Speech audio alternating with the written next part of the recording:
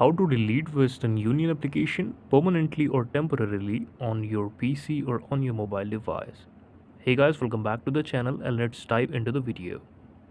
To delete Western Union account, what you need to do is simply follow the steps I'm showing you on the screen right now. That is, deleting your Western Union account is a straightforward process. So here are the steps you can follow. Simply, the online method is visit the Western Union account deletion page. The website is also mentioned here, and log in using a registered email address and password.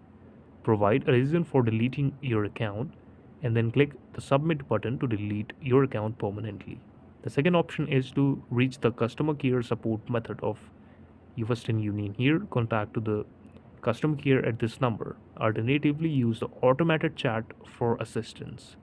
So remember to choose the method that works best for you. Let it be calling or let it be online.